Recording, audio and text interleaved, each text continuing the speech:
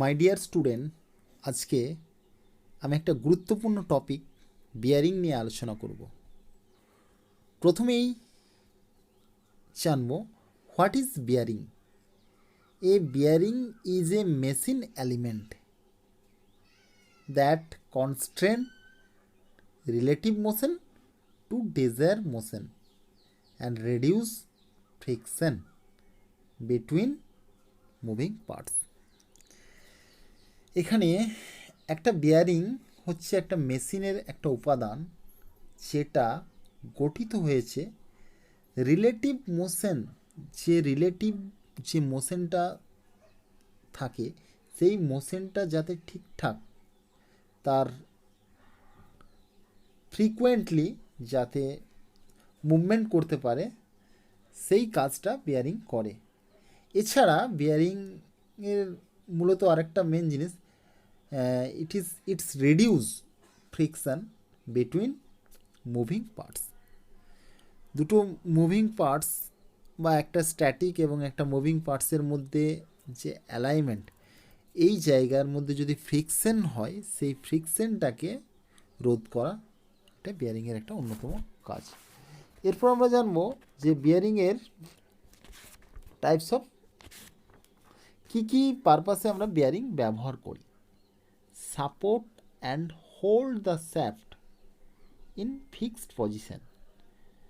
শ্যাফটটাকে fixed পজিশনে hold করে allow the shaft to run freely and minimise the rubbing action. দুটো বস্তুর মধ্যে রাবিং অ্যাকশনটাকে কমানোর জন্য আমরা বিয়ারিং ব্যবহার করি। তো বিয়ারিং মূলত যে দুটো লোডকে ওভারকাম করার জন্য আমরা ব্যবহার করি সেই দুটোর মধ্যে একটা হচ্ছে থ্রাস্ট লোড। আমরা জানবো what is thrust load. A thrust load is a type of load that act in axial direction of bearing or gear. কোনো বিয়ারিংয়ের যে অ্যাক্সিস, মেন অ্যাক্সিস থাকে সেই অ্যাক্সিসের প্যারালালি যদি কোনো লোড অ্যাক্ট করে মানে কাজ করে সেই লোডটাকে বলা হয় থ্রাস্ট লোড। এই যে ছবিতে আমরা লক্ষ্য করছি থ্রাস্ট লোড সবসময় বিয়ারিংয়ের যে মেন অ্যাক্সিস তার প্যারালাল বরাবর কাজ করে। এই ছবিতে পরিষ্কারভাবে বোঝা যাচ্ছে থ্রাস্ট লোড কি। নেক্সট আমরা এরপর আলোচনা করব radial load. Radial load act right angle to the shaft. আমরা কোনো শ্যাফটের, এই যে একটা শ্যাফট লক্ষ্য করছি, শ্যাফটের সাপেক্ষে 90 ডিগ্রি অ্যাঙ্গেলে অ্যাক্ট করে, কাজ করে, একে বলা হয় রেডিয়াল লোড। তাহলে রেডিয়াল লোড হচ্ছে right angle to the shaft. এরপর আমরা জানবো বিয়ারিং কত ধরনের হয়, types of bearing. Plain bearing, anti friction bearing. তো এরপর আমরা জানবো what is plain bearing. A plain bearing are called sliding bearing or slide bearing. একটা প্লেন বিয়ারিংকে বলা হয় sliding bearing or slide bearing. এটা হচ্ছে সিম্পলেস্ট টাইপ অফ বিয়ারিং। এখানে কোনো রোলিং এলিমেন্ট থাকে না। যেমন অ্যান্টি ফ্রিকশনাল বিয়ারিং সম্বন্ধে যখন আমরা আলোচনা করব এতে দেখব যে এর মধ্যে অনেক রোলিং এলিমেন্ট আছে, সেগুলো কি পরবর্তীতে আমি ডিসকাস করব আজকেই। তো এখানে প্লেন বিয়ারিংয়ের মধ্যে একটা গুরুত্বপূর্ণ বিয়ারিং হচ্ছে সলিড বিয়ারিং। সলিড বিয়ারিং আমরা যেখানে ব্যবহার করি সেখানে কোনো মুভিং পার্টস থাকে না। ইট is A bearing without moving parts. কোনো মুভিং পার্টস ছাড়া যদি আমরা কোনো বিয়ারিং ব্যবহার করি সেই বিয়ারিংটাকে বলা হয় solid bearing. It is mostly called plain bearing. এরপর আমরা আলোচনা করব বিয়ারিংয়ের, প্লেন বিয়ারিংয়ের একটা অন্যতম part self alignment bearing. Self alignment, এই ছবিতে আমরা লক্ষ্য করছি self alignment bearing. In this type of bearing একটা বুশ, এই ধরনের বিয়ারিংয়ে একটা বুশ প্রেস করা হয়, হ্যাঁ, তার স্পেশাল স্লিভের মধ্যে। কেননা যখন অ্যাক্সিয়াল লোড যখন অ্যাপ্লাই করা হয় সেক্ষেত্রে যদি ডিফ্লেকশন হয় সেই ডিফ্লেকশনটাকে ওভারকাম করার জন্যে এখানে বুস্টটাকে ফিট করা থাকে। নেক্সট আমরা এই যে ছবিটা লক্ষ্য করছি, এটা হচ্ছে স্প্লিট বিয়ারিং। এই বিয়ারিংটা মূলত আমরা ব্যবহার করি স্পেশাল প্লাম্বার ব্লক দিয়ে। এটাকে আমরা অ্যাসেম্বলিং এবং ডিঅ্যাসেম্বলিং করি। এটা একটা একদম simplest type of bearing. This bearing are made in Havells. এটাকে অ্যাসেম্বল করা হয় স্পেশাল প্লাম্বিং ব্লক দিয়ে। এই ছিল প্লেন বিয়ারিং। এরপর সব থেকে গুরুত্বপূর্ণ বিয়ারিং যেটা হচ্ছে anti friction bearing. Anti friction bearing, anti friction বিয়ারিংয়ের ছবি এটা একটা। এই ছবিটা রোলার বিয়ারিং, যদিও এই অ্যান্টি ফ্রিকশন বিয়ারিংয়ের আউটার দুটো রেস থাকে, একটা আছে আউটার রেস এবং ইনার রেস। এই আউটার এবং ইনার রেসের মাঝে রোলিং এলিমেন্ট থাকে। তো রোলিং এলিমেন্ট সম্বন্ধে আমাকে জানতে হবে কি কি রোলিং এলিমেন্ট আমরা বিয়ারিংয়ের মধ্যে ইনসার্ট করি। তো rolling element, there are different shape of rolling element বা different type of rolling element আমরা ব্যবহার করি। বেসিক্যালি আমরা সবাই জানি বল বিয়ারিং একটা রোলিং এলিমেন্ট বিয়ারিংয়ের। Ball, parallel roller, taper roller, barrel and needle, এগুলোও এক ধরনের রোলিং এলিমেন্ট বিয়ারিংয়ে।